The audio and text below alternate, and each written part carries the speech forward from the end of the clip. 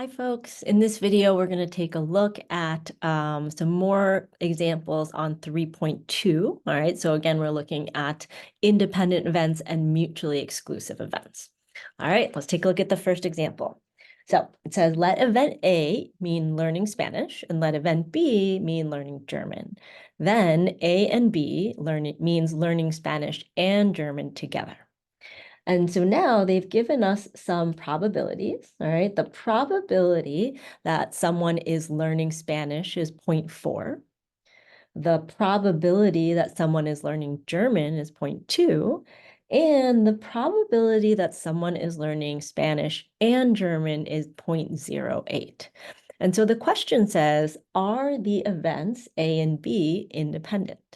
And so when we're trying to find out whether some events are independent or not, we have three different ways that we can check for that, okay?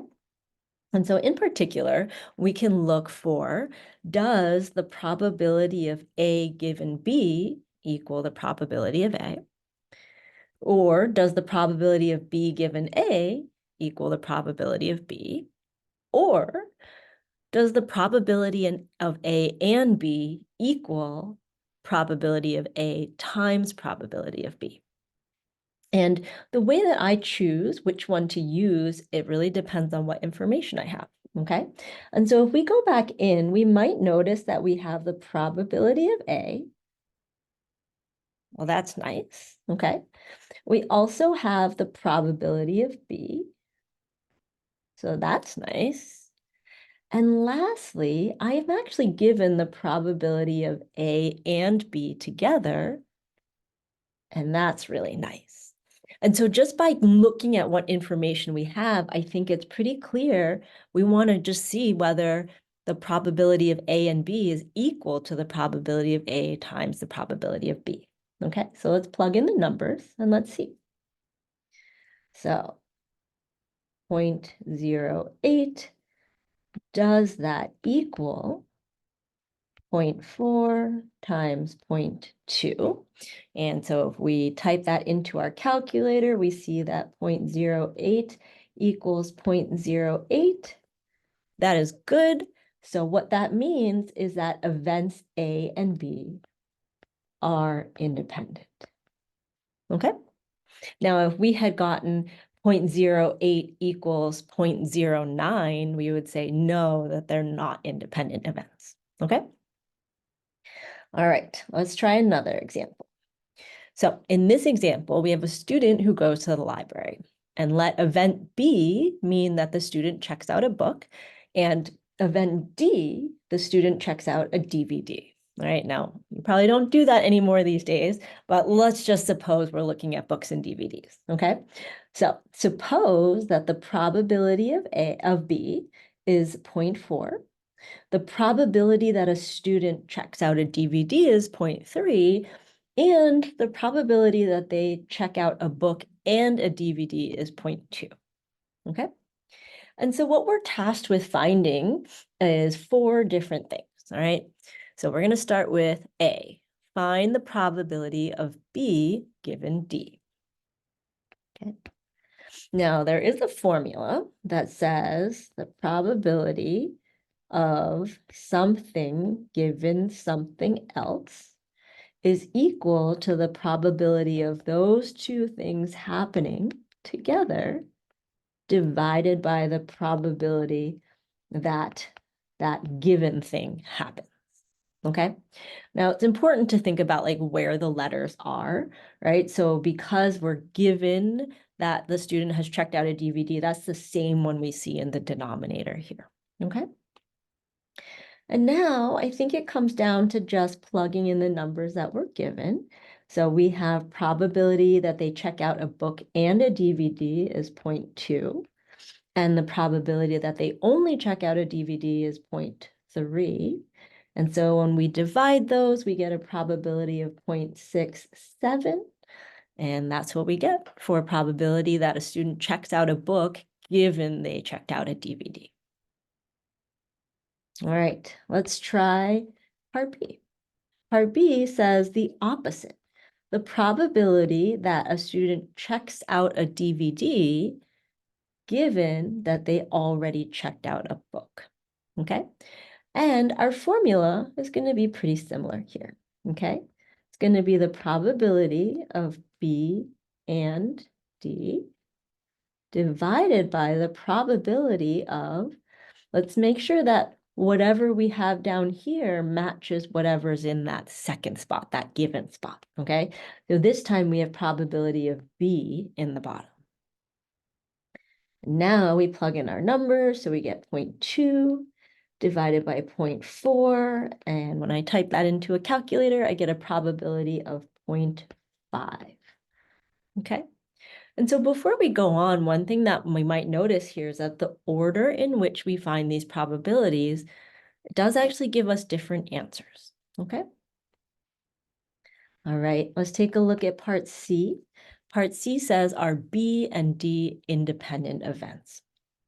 And if we go back up to that first example, if we want to know whether two events are independent, any one of these three will do, okay?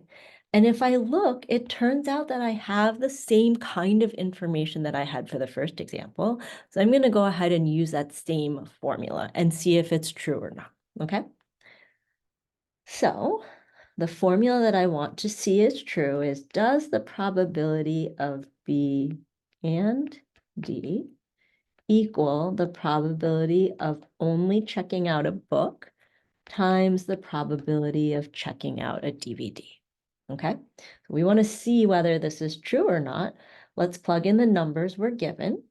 So 0.2 is our probability of B and D, and probability of B is 0.4, probability of D is 0.3. And some of us might already be able to tell these two aren't equal, but let's put it into the calculator just to make sure. And we get 0.2 is equal to 0.12, and we know that that is not true. So therefore, we know that B and D are not independent. Okay. So when we did that previous example, they were the same on both sides, so the events were independent.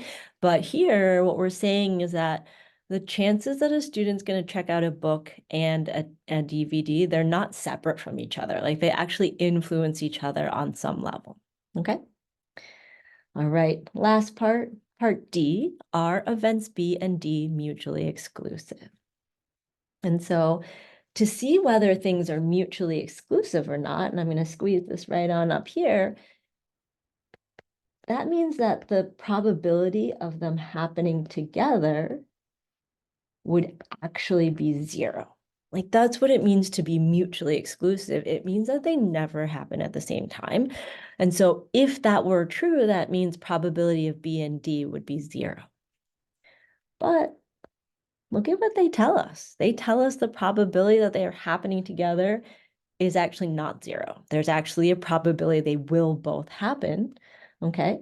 And so for this one, we can say no, the events are not mutually exclusive, okay?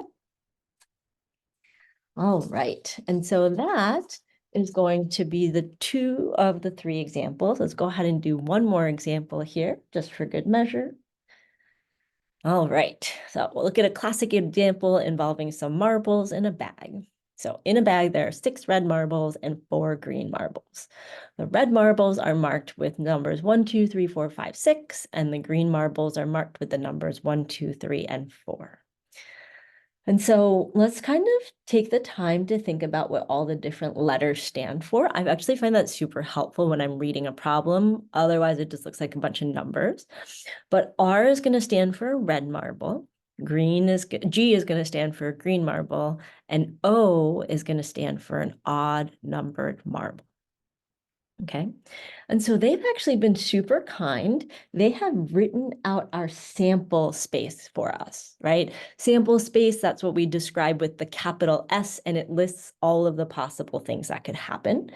And so if we do a little bit of color coding here, we've got 1, 2, 3, 4, 5, 6 red marbles. and then 1, 2, 3, 4 green marbles, okay? And they've just labeled them so that we know which one is which. And if you count all together, we have 1, 2, 3, 4, 5, 6, 7, 8, 9, 10 outcomes, which is what they tell us down here, okay? Their question is, what is the probability that G and O happen, okay? And if we were to translate this into words, that means that we want to pick a green marble with an odd number on it, okay? We want to choose a green marble with an odd number. And when we take a look at what we have, that means we don't want any of the red ones. And which ones of the green ones have an odd number? Well, we've got G1 and G3, but not G2 and not G4, okay? So altogether, there's only 2 marbles that have green and an odd number. And so for our probability of G and O, we're going to say that it's 2 out of the 10 possible things inside the sample space. And if we reduce that or divide it, we'll get 0.2 as our probability. Okay, so I hope these examples were helpful. Let me know if you have any questions, and I'll see you soon.